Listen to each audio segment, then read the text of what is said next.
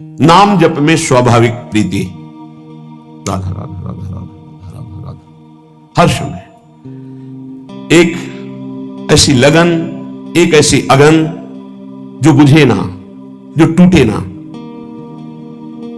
नाम के प्रति एक विशेष प्रियता।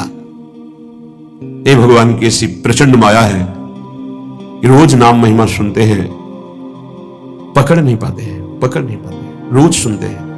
कैसे बड़ा विचित्र खेल है। हम सब सुनते हैं, हम सबको पता है यहां से नाम रूपी धन लेके जाएंगे और कुछ नहीं। उसकी तरफ से कितने हम उदासीन हैं। जो हमारे साथ नहीं जाएगा उसमें कितनी लगन है, जो हमारे साथ जाएगा उसमें कितने हम उदासीन हैं। उदासीन कोई पीड़ा नहीं, नाम के बिना हमारा समय नष्ट हो रहा है। आप सोचो, कोई व्यापारी अगर वो 100 रुपए का घाटा हो जाए तो बर्दाश्त नहीं करता, क्योंकि वो और 100 रुपए प्लस मुनाफा ही चाहेगा।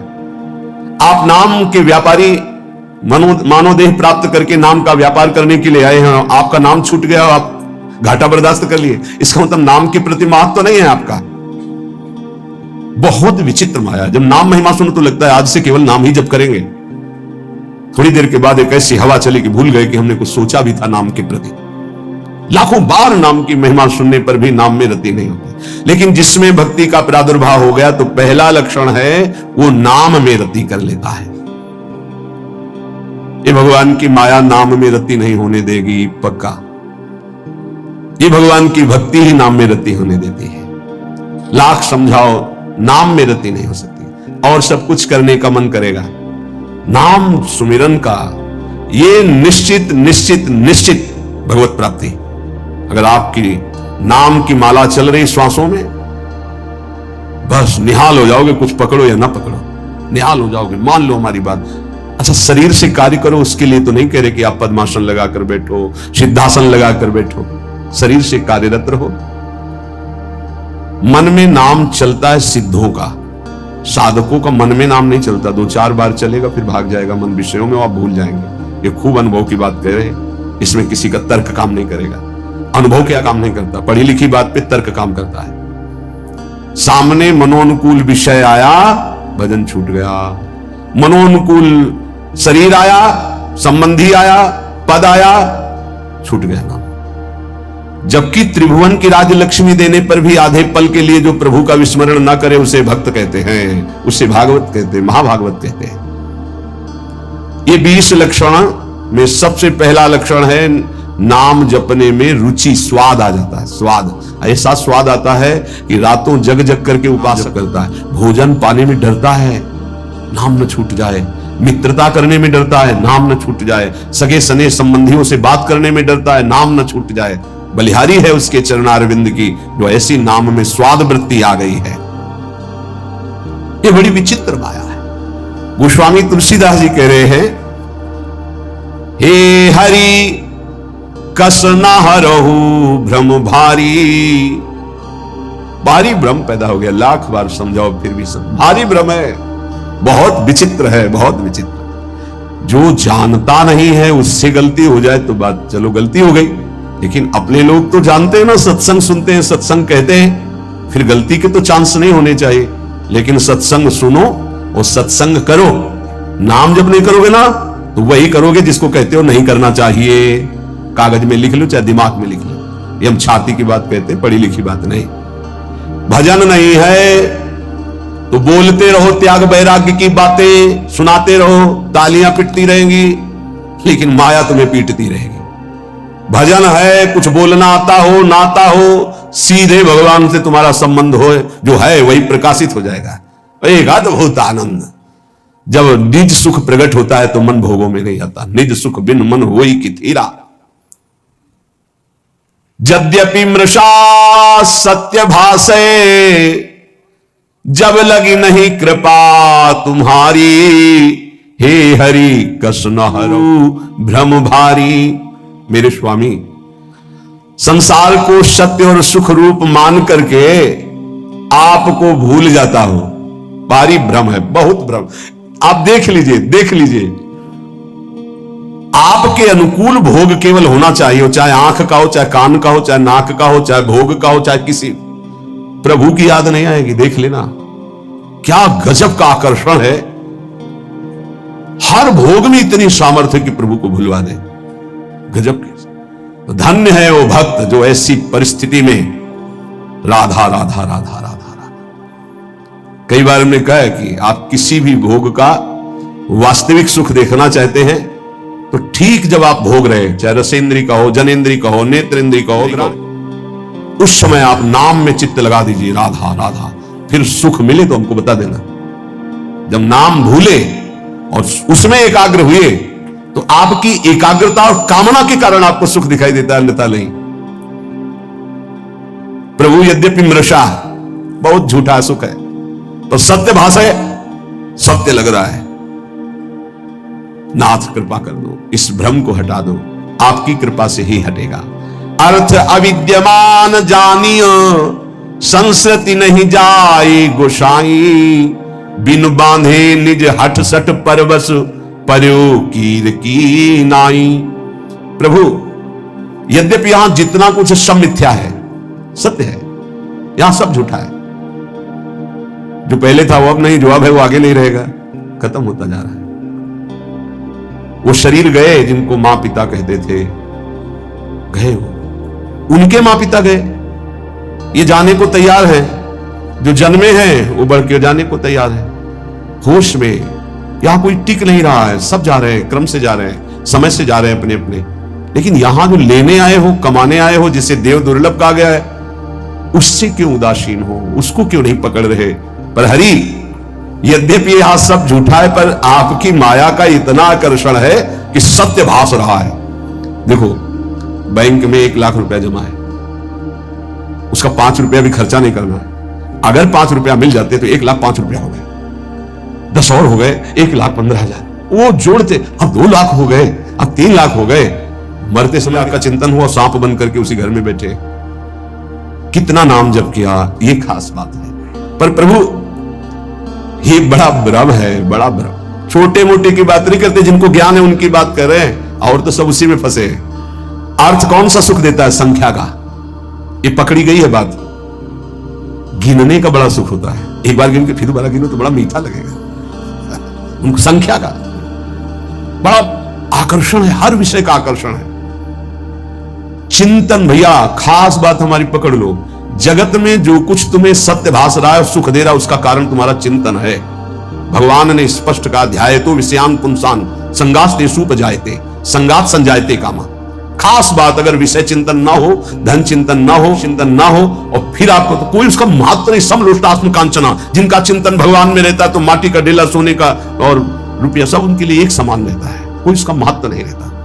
महत्व न रहते हुए केवल व्यवहार दिखाई देता है, आंतरिक महत्व नहीं होता। प्रभु, मैं ये जानता हूं, अर्थ अविद्यमान जानी, संस्कृति नहीं जाए गोसाई। बिनु बांधे निज हठ सठ परवश, पर्यो कीर की नाई। मैं ये जानता हूं कि मेरा शरीर भी छूटेगा, धन भी छूट जाएगा। मैं जानता हूं कि पुत्र आदि परिवार के मेरे नहीं है। नहीं, परिचय बताओ, ये 20 साल पहले कहां थे? अगर आपका बहुत घनिष्ठ प्रेम है कि मेरा इकलौता लाडला पुत्र है, तो ये 20 साल पहले कहां था आप बताओ। इसके बाद ये कहां जाएगा आप बताओ? कितने दिन रुकेगा आप बताओ? कुछ नहीं, बेमतलब जैसे स्टेशन में कोई आके मिल जाए और बैठ जाए, हाथ मिलाए, चाय पिए, तो मुझसे अपनापन कर ले, उसकी गाड़ी आई, चले गए, रोना शुरू कर दे। बोले क्यों? बोले वो हमारा दोस्त था, चला गया। ऐसे जानबूझ के हम फंस रहे हैं। प्रभु जैसे जो तोता है वो जानबूझ करके बंद जाता है, कई बार होता है। प्रभु ऐसे जानबूझ करके हम फंस गए हैं। अब ऐसे और भगवान बीच बीच में सब आसक्तियों को हटाने के लिए विरोध करवाते रहते हैं। कटु वचन, प्रतिकूल व्यवहार, पुत्र से, पत्नी से, पति से, सबसे समझ समझ कोई तेरा नहीं। वो चाहे जितना पिटे, वो चाहेगा उन्हीं को। तब लगता है यार कैसी विचित्र माया। ये अभी नहीं समझ पा रहा कि कोई हमको इससे हटाना चाहता है, जिस राग को नहीं छोड़ सकते थे, हटाना चाहता है। अब बोल राधा राधा, निकल पड़ भगवान की खोज में, तेरा मंगल हो जाए। नहीं नहीं, बंदे कीर मरकट की लाई। सपने व्याधि विविध बाधा, जन्म मृत्यु उपस्थित आई। वैद अनेक उपाय करे, जागे बिनु पीर न जाई। भाई ऐसा है जैसे कोई स्वप्न में देखा कि मेरे पेट में बहुत दर्द हो रहा है, और इतना भयानक दर्द कि बस मरने जा रहे हैं। अब वो चिल्ला रहा है स्वप्न में, पेट दर्द कर रहा है, दवाई दो, और आवाज बाहर निकल रही है। अब बाहर से बड़े बड़े वैद्य बुला करके उसको दवाई पेट में लगाई जाए तो क्या उसका दुख दूर होगा? विचार करके बताना। बोले नहीं, वैद्य अनेक उपाय करे, जागे बिनु पीर। उसको दवाई की जरूरत नहीं। बोले जरूरत क्या, उसे जगा देने। अब ना पेट में दर्द है, ना मृत्यु जैसा कष्ट है, कुछ नहीं। थोड़ी देर स्वप्न का नशा रहता है जागने के बाद भी, अच्छा या बुरा का। ऐसे ही ब्रह्मबोध होने के बाद भी, तभी कहा गया ब्रह्मबोध होने के बाद भी बिल्कुल वैसे ही जैसे साधन पद्धति में रहे वैसे रहना, क्योंकि स्वाप्निक संसार का प्रभाव काफी देर रहता है। जब ब्रह्मबोध स्थिति लंबे समय तक, तब वो स्थिति, जैसे आप जग गए, लगा स्वप्न है लेकिन उसका प्रभाव रहेगा। अच्छा स्वप्न है, स्वप्न में आपकी मां आई है तो आंसू चलने लगेंगे। बुरा स्वप्न है तो भय लगेगा। हम तो ये कह रहे गोस्वामी जी महाराज कि स्वप्न में देखा इतना बड़ा व्याधि पैदा हो गई कि मृत्यु जनित कष्ट हो रहा है, वैद्य बुला के दवा करवा, उसको कोई फायदा मिलेगा? बोले नहीं। फायदा कैसे मिलेगा? बोले जगा दे बस। न रोग है न कोई पीड़ा पूरी महसूस होती। ऐसे ही श्रुति गुरु साधु समृति सम्मत यह दृश्य असत दुखकारी, तेहि बिनु तजे भजे बिनु रघुपति विपति सके को टारी। ऐसे ही ये जो तुम जागृत में देख रहे हो मायाकृत स्वप्न है, मोह निशा सब सोवनिहारा, देखे स्वप्न अनेक प्रकारा। तो बोले वो वैद्य कौन है? बोले वेद है, शास्त्र है, पुराण है और प्रवचन, ये सब उस दुख मिटाने की औषधि है। पर सबसे पहले उसे जगाओ, उसको जगाओ। तो जगने का मतलब क्या होगा? बोले दृश्य असत दुखकारी, तेहि बिनु तजे वैराग्य, भजे बिनु रघुपति अनुराग, विपति सके को टारी। संसार से वैराग्य और प्रभु से अनुराग हुए बिना ये भारी दुख परंपरा, पुनरपि जननम पुनरपि मरणम पुनरपि जननी जठरे शयनम, ये मिटने वाली नहीं। बहु पाए संसार तरन कहां, बिमल गिरा श्रुति गावे, तुलसीदास मैं मोर गए बिनु, जीव सुख कबहू न पावे। मैं और मोर तोर तय माया, जब तक मैं मोर तय तोड़ नहीं जाएगा तब तक कभी सुख की अनुभूति नहीं होगी। यह ऐसा भ्रम फैल गया मैं मोर तय तोड़ का कि नाम में रति ही नहीं होती। तो पहला लक्षण उपाय है, संसार के जितने भोग हैं सब असत हैं। ये जादू के द्वारा रचे हुए हैं। जादू के द्वारा जब सामान रची जाती है तो होती नहीं है, केवल दिखाई देती है। आप छुओगे तो आपको दिखाई देगी, लेकिन आप उसका भोग नहीं कर सकते। उसमें है नहीं कुछ, वो केवल रचना तुम्हारे नेत्रों को मंत्र शक्ति से बांध करके संकल्प के द्वारा की गई।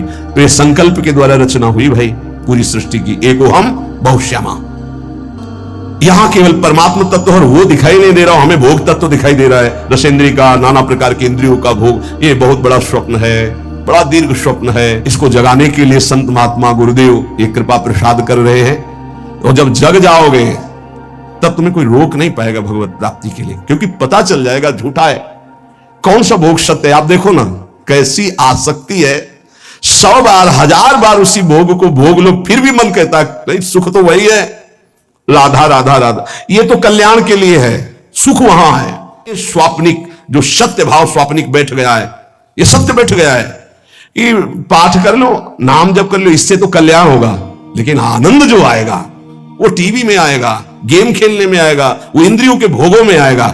ये तो कल्याण के लिए है। और ये पता लिए कि आनंद है तो भगवान में, और दुख है तो दुखालयम शाश्वतम संस। बड़ा विचित्र माया का जाल बिछा हुआ है, जिसने उन्हें बिछाया है वही तुम्हें निकालने के लिए कृपा भी कर रहे, सत्संग मिल रहा है। पहला है नाम जप, बैठा लो। भक्ति का पहला लक्षण है अव्यावृत भजनात्, अखंड भजन, निरंतर भजन। भजन नहीं है तो भक्ति की पहली सीढ़ी ही नहीं तुम्हारे, तो फिर महल पर कैसे पहुंच जाओगे।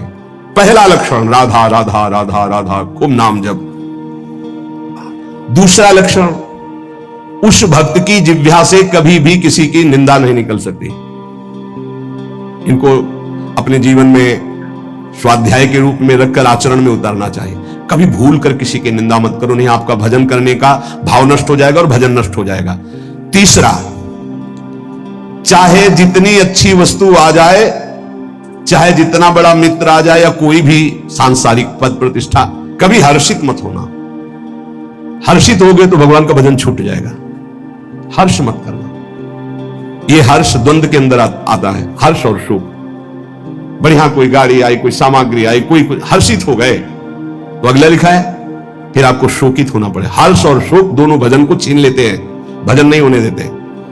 भगवान की माया के द्वारा प्रेरित होकर के जब आप नाम जप करेंगे, किसी की निंदा नहीं करेंगे, तो आपके सामने ऐसे पदार्थ, वस्तु, व्यक्ति, ऐसे पद आएंगे कि आपको हर्षित कर दे। हर्षित मत होना, प्रसन्न होना, आनंदित होना ये प्रभु से होता है, माया के द्वारा हर्ष होता है। हर्ष शोक भय नहीं मन माही, अस सज्जन मम उर्वस कैसे, लोभी हृदय बसे धनु जैसे। भगवान कहते हैं मेरे भक्त के अंदर हर्ष नहीं होता, हर्ष भय नहीं मन माही। तीसरा ये है, भगवान की माया के द्वारा कुछ भी आपके पास भेजा जाए, आप हर्षित नहीं होइएगा। ये ध्यान रखिएगा, ये माया रचित वस्तु से हमें आनंदित नहीं होना। यदि नहीं हुए तो तुम शोकित नहीं होगे जब कोई नष्ट होगा, और जब हर्ष शोक नहीं होगा तो नाम चलेगा।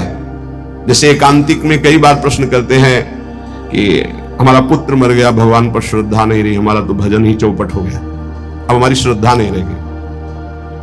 वो हमारा सब काम चौपट हो गया, जब से भजन शुरू किया सब बाधाएं खड़ी हो गई, हमारी श्रद्धा नहीं रही। क्यों? पाप नष्ट हो रहे। भजन शुरू किया, माया ने विघ्न रूप प्रारब्ध को सामने खड़ा कर दिया। अगर चुपचाप सह गए, शोक आ गया है, नाम चल रहा है, चिंता मत करो, शोक आनंद में बदल जाएगा। हर्ष आया है, हर्षित मत हो, नाम जप करो, यही निरंतर आनंद में बदल जाएगा। हर्षित हुए तो शोकित होना पड़ेगा, शोकित हुए तो सब निराशा छा जाएगी, ना प्रभु में आशा रह जाएगी, ना भजन में। चौथा, यदि कभी तुम्हारे सामने ऐसी परिस्थिति है किसी की कि बड़े दुख में है और तुम उसका दुख दूर करने में शरीर से, धन से, वस्तु से सक्षम हो, तो तुम्हें कभी उसकी उपेक्षा नहीं करनी चाहिए। यह बात जरूर ध्यान रखें, इससे बहुत लाभ होता है। किसी के दुख को देख करके उपेक्षा न करें। यदि अपने को अवसर मिला है तो श्री जी का बगीचा है, उसके सामने सावन के समय, हो सकता है 18-20 वर्ष की बात हो, बाहरी कोई संत भगवान वयोवृद्ध आए थे, तो उसी बगीचे के गेट के पास ऐसे जो परिक्रमा का किनारा है पड़े थे, और बहुत उनको शौच, वो वृद्ध थे। कोई देख, अब कौन यहां तो सब परिक्रमा लगा रहे, सब अपने राग रंग में मस्त। सुबह देखा था परिक्रमा करते समय, सोचा ऐसे ही, फिर भिक्षा को गए तो दोपहर को देखा ऐसे, फिर भी लगा कि आराम कर रहे होंगे। शाम के देखा तो फिर वही, तब लगा शाम के दर्शन करने, तब नजदीक गए तो देखा वो बोल नहीं पा रहे थे। फिर एक मित्र संत जो थोड़ा अर्थव्यवस्था वाले थे, उनसे प्रार्थना की, रामकृष्ण मिशन में भर्ती हुए, जो आनंद वो, तो उनका जो दुलार मिल रहा था ना, वो हृदय में जो आनंद प्रकट का, ऐसा लग रहा था मेरे प्रभु स्पर्श कर रहे हैं। हमारे पास सामर्थ्य नहीं है तो शरीर से, व्यवहार से, बुद्धि से, अगर अर्थव्यवस्था है तो अर्थ भी लगा करके, प्राप्त सेवा का त्याग करने से भजन में हानि हो जाती है। प्राप्त सेवा, अगर कोई पशु पक्षी मनुष्य ऐसा है जिसके सानिध्य को भगवान ने दिलाया, जैसे पूज्य भाई जी से हनुमान प्रसाद पोद्दार जी महाराज, एक वयोवृद्ध टीबी के रोग के जिनको घर वालों ने निकाल दिया था, वो ऐसे ही रोड के किनारे, बहुत ही बुरी दशा थी। तो किसी भक्त ने बताया कि ऐसा ऐसा कई दिन से देख रहे हो, बहुत। भाई जी नजदीक गए, उनको उठा के लाए, अपने एक कमरे में रखा, जांच करवाई तो टीबी बहुत बढ़ी हुई थी। अच्छा, ये संक्रामक रोग होता है, जैसे थूक आदि, तो सब वो ऐसे दस्ताने और मास्क लगाकर भाई जी ऐसे ड्यूटी बंदी की, 2-2 घंटे 3-3 घंटे सब इनकी सेवा में रहेंगे। अपरिचित, रोग ग्रसित, अनाथ, प्राप्त सेवा ही भगवत स्वरूप है। भाई जी से कहा, भाई जी संक्रामक रोग होता है, आप मास्क नहीं लगाए, आप सावधान। बोले देखो आप मरीज की सेवा कर रहे हैं, हम भगवान की सेवा कर रहे हैं, हमें कुछ नहीं होने वाला, क्योंकि मैं अपने भगवान की सेवा कर रहा हूं। आप मरीज की आप जरूर पहनिएगा, क्योंकि आप मरीज की कर रहे हैं, हम श्री भगवान की, हमारे श्री भगवान है। बड़े बड़े महापुरुषों से शिक्षा मिलती है। कभी ऐसा अवसर मिले तो जरूर वहां प्रमाद नहीं करना चाहिए कि हमारा क्या नहीं, भगवान उस रूप में आपको कुछ विशेष स्थिति प्रदान करने के लिए सेवा का अवसर दिए। ये चौथा, प्राप्त सेवा का कभी त्याग न करें। जैसे एक दोबारा ऐसा हुआ है, कई दिन है बाबा, कहीं मिलेगा क्या, कहीं भोजन की व्यवस्था है क्या? भोजन की कहां व्यवस्था है तो मुझे पता नहीं, लेकिन आइए आप, जो कुछ भोग का श्री जी का एक एक लड्डू लगा दिए, मिश्री लगा दिए, ऐसे वो रखा, आप इसे पाइए और अभी हम मांग के लाते हैं। हमारी जितनी सेवा में सामर्थ्य है उतना हम आपको, अगर आपके पास भोजन की व्यवस्था है, कोई दुखी है, भूखा है, प्यासा है, आप दे दीजिए। कोई ठंडी में कांप रहा है, आपको लग रहा है कि इसको जरूरत है, वास्तविक वो निरपेक्ष है, अपना साल अपना शरीर आप देखिए, आपको हृदय में कैसा आनंद, कैसे आपके सुकृत उदय होते हैं। बहुत रहस्य की बात है। प्राप्त सेवा का त्याग करने से श्री जी के भजन में विक्षेप पड़ जाएगा और उपासक का भाव क्षीण हो जाएगा। वो चाहे किसी पशु पक्षी की हो या किसी मनुष्य की, अगर सेवा प्राप्त हो गई है तो उस समय उपेक्षा ना कीजिए, ये तो ऐसे संसार है सब हो नहीं।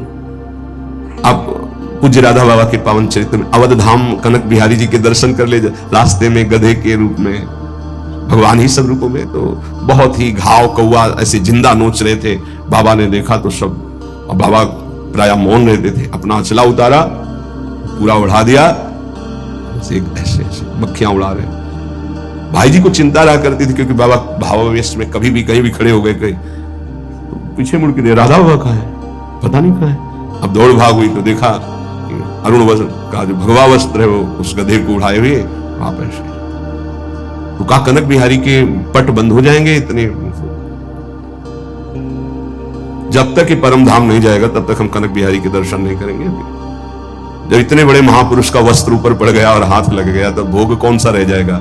प्रारब्ध क्षय हुआ, शरीर पूरा हुआ, अवध धाम में शरीर पूरा हुआ, वो भगवान को प्राप्त हुआ क्योंकि महाभागवत बैठे हुए दुलार कर रहे हैं। ये पशु पक्षी कोई भी, प्राय महान भागवतों में दृश्य देखा गया।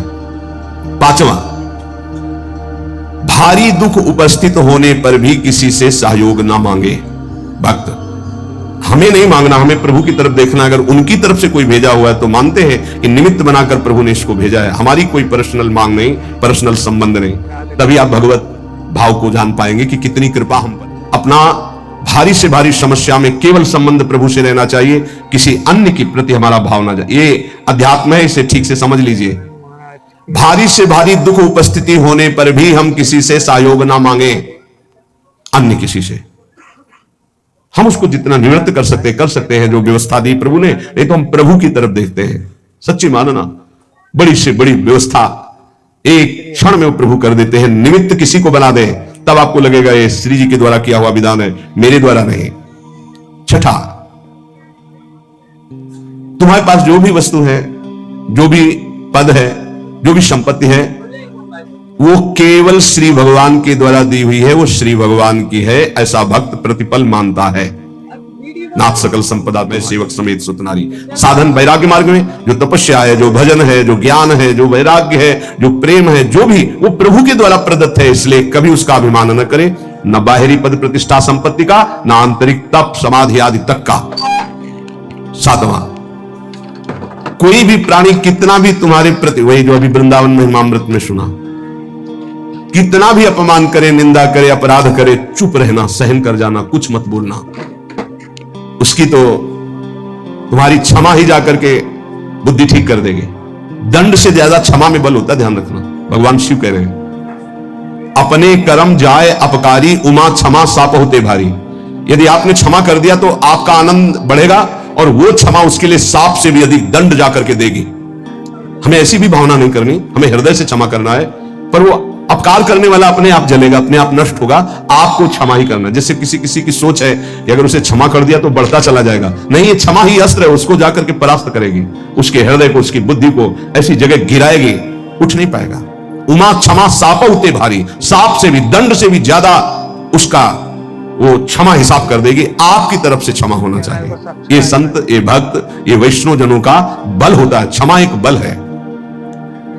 आठवां, अपने गृह कार्य करते हुए या अपने साधन कार्य करते हुए बुद्धि को चंचल ना होने दे, अपने साधन पे रखे, अर्थात नाम जप चलना चाहिए। कार्य करते हुए, अपने साधन कार्य को करते हुए बुद्धि को चंचल ना होने दे, उसे अपने लक्ष्य में रखिए, अपने आराध्य देव में रखिए, श्यामा श्याम में रखिए।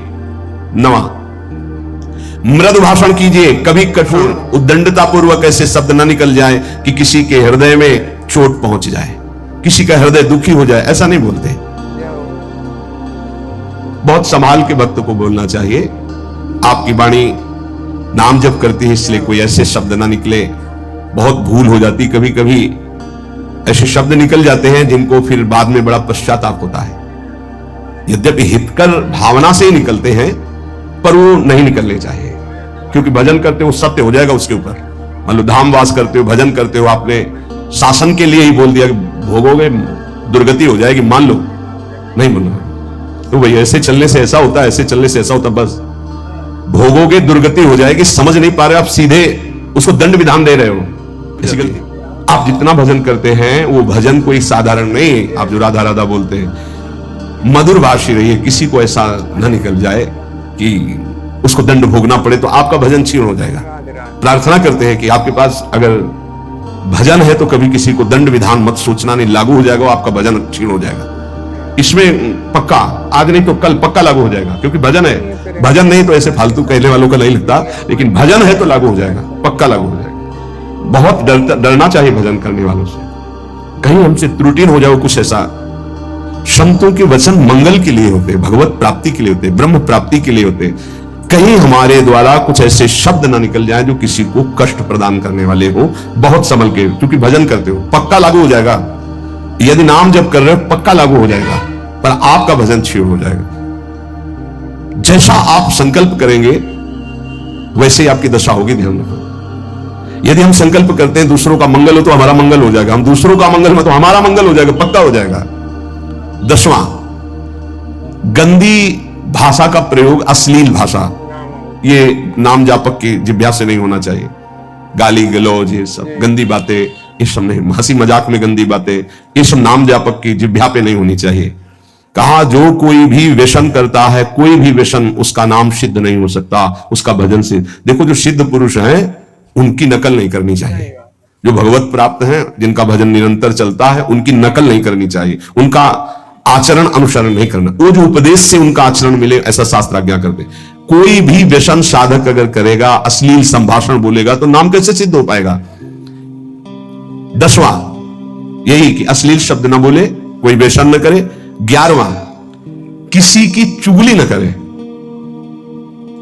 ये प्राय चतुर साधकों में नहीं होता है। रामाय भजे थे चतुर नर, जो विवेकहीन है उनके द्वारा ये गलती ज्यादा हो जाती। चुगली, ये बहुत जल्दी सुकृत नष्ट हो जाते हैं। सुना वो ये उनके लिए ये कह रहे थे, ऐसा ही है क्या, और वो ऐसा है, वो ये प्रपंच साधकों में नहीं होना चाहिए। किसी की वार्ता नहीं करनी, करनी तो श्यामा श्याम की। 12वां, किसी भी तरह की संसारिक चर्चाओं का कोई स्थान नहीं होना चाहिए। संसारिक चर्चा, समाचार पत्र पढ़े, समाचार सुने या किसी की बात, वो व्यर्थ का कोई भी भाषण उपासक की जिह्वा में नहीं होना चाहिए। भाई अगर आपको नेता बनना है, राजपदों पर राष्ट्र सेवा करनी, तो जरूर समाचार सुनिए। कौन सी पार्टी कितनी प्रबल हो रही है आप देखिएगा, कौन सी क्या व्यवस्था हो रही है, कौन सा आंदोलन चल रहा है, किसकी क्या मांग है, ये तो आप देख लीजिएगा, क्योंकि आपको नेता बनना है, आपको राष्ट्र सेवा। और यदि आपको भगवान की प्राप्ति करनी है तो समाचार पत्र, समाचार आदि यदि सुनोगे तो 24 घंटे की खुराक मन इकट्ठा कर लेगा, और वो उसी तरह के चिंतन में आपको फंसा देगा। और जो चिंतन होता बोले बिना रह नहीं जाता। पुण्यात्मा का, महात्मा का लक्षण है, कितना नाम जमा किया, बोला राधा, अब इसकी कौन सी कीमत है। ये महत्व का समझ में आएगा, वो महत्व समझ में आएगा। इसीलिए यहां कह रहे ये व्यर्थ के संभाषण सुनना, व्यर्थ की भाषण की वृत्ति रखना। समाचार पत्र दुनिया में क्या हो रहा है, भगवान की प्राप्ति में सबसे ज्यादा बाधक ये है, ध्यान रखना। फिर चित्त वृत्ति वही लगती है। वो आजकल भगवान की माया के द्वारा कृपा हुई है कि मोबाइल सबके पास है, सर्च करो संसार को, देखो। बचो भाई, अगर भक्ति का रंग, बिल्कुल अपनी भक्ति फीकी लगने लगेगी। जब इन बातों को सुनोगे, इन बातों को देखोगे, तो आपको अपनी भक्ति फीकी लगने लगेगी। हाँ, लगने लगेगा। माया बहुत प्रचंड है, तभी तो बड़े बड़े त्राहिमाम बोलते हैं इस माया के आगे। ऐसे ऐसे महान भागवत थे, ऐसे रोटी मांगी 2 टुकड़े मिले, ऐसे चबाया, आज रात दिन भजन कर रहे हैं। क्या मिला उनको? अनंत कोटि ब्रह्मांडों का ईश्वर उसके अधीन हो गया। अब आप थोड़ा सा विचार करो, भारत में कितना रुपया होगा? ऐसे कितने बड़े बड़े देश हैं, भी ज्यादा समृद्ध और धनशाली अमेरिका, सब जगह कितना रुपया, सोना चांदी जो उखड़ आया है बाहर, कितना दबा है, कितना ऐसा विश्व में है। और जितना सब कुछ है, धनाध्यक्ष कुबेर के कोने के बराबर नहीं है। और धनाध्यक्ष कुबेर के पास जितना, वो लक्ष्मी जी के एक चरण चिन्ह में विराजमान है। और लक्ष्मी जी भगवान नारायण के चरणों को सहलाती रहती है, भगवान अर्ध निमीलित नेत्रों में उनकी तरफ देखते भी नहीं। अब आप विचार करो, ऐसे भगवान की आप आराधना कर रहे हो, आपको संसारिक रुपया पैसा महत्व जाग जाए तो हानि नहीं हो गई। जैसे वमन को देख करके घृणा पैदा होती है, ऐसी बातों को सुन करके घृणा पैदा होना चाहिए, लेकिन संसारिक महत्व जागृत हो जाएगा।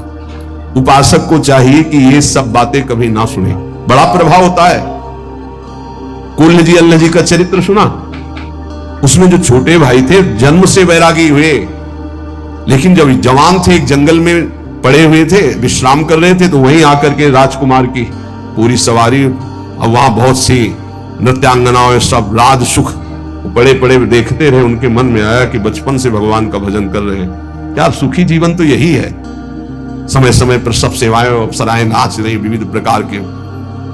मन में छा गई वासना की यार सुख तो राजकुमार को ही है, इस जन्म में राजकुमार से ही मित्रता हुई, साथ ही उनको दूसरा जन्म लेना पड़ा, और वैसे ही भोग सामग्री वैसे ही।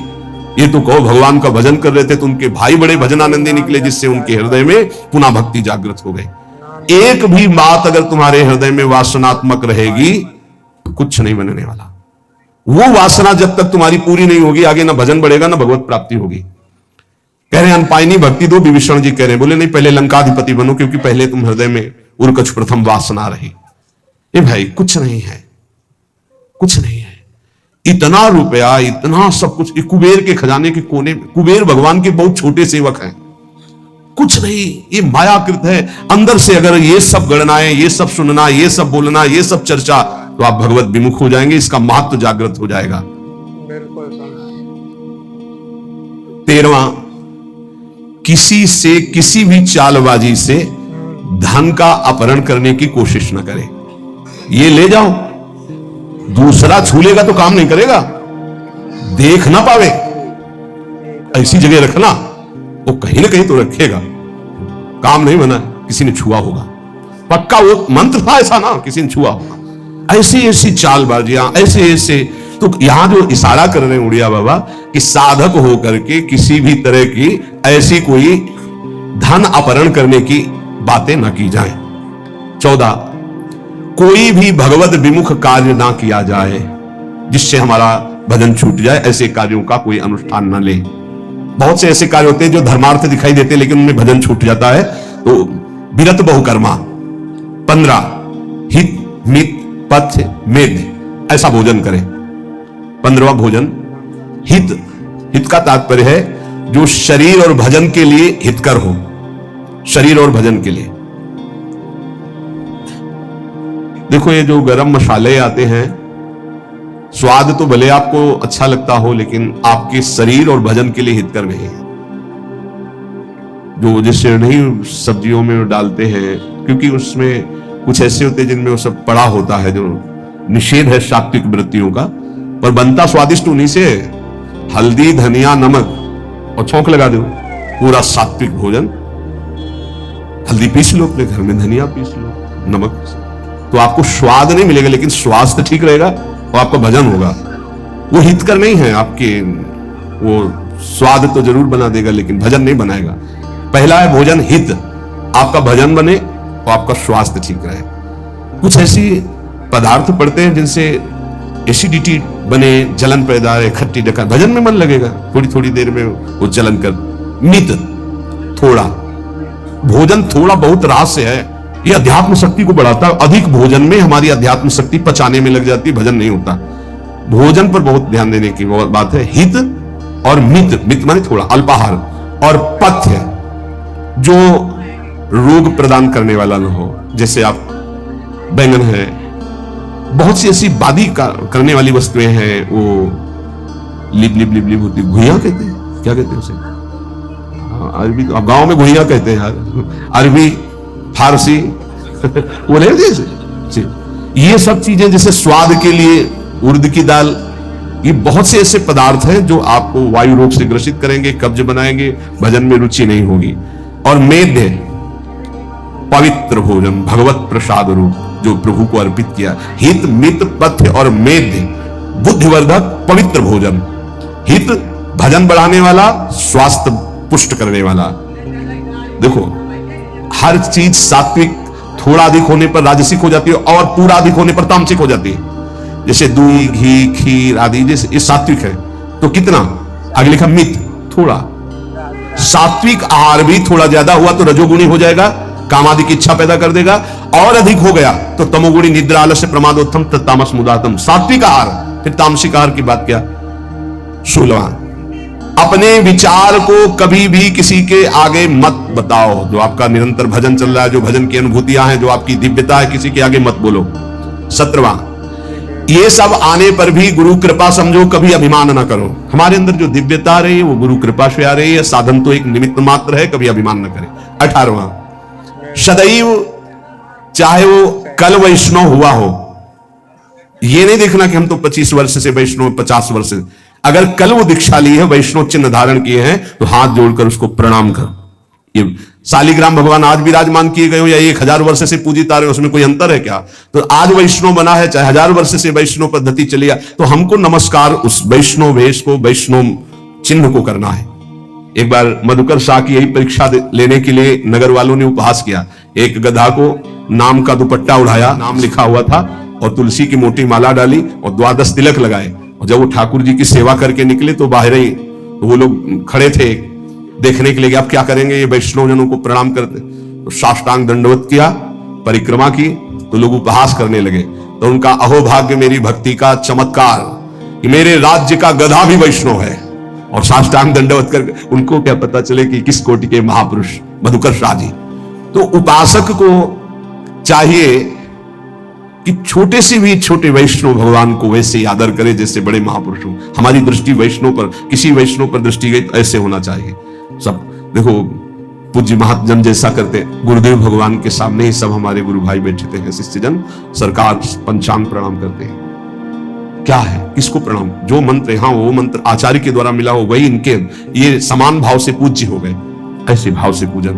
पूज्य श्री चंद्रशेखर बाबा की एक घटना उनके शिष्य बता रहे थे कि एक दिन बाबा के चरण पादुका में छू गए शिष्य की, तो बाबा बैठ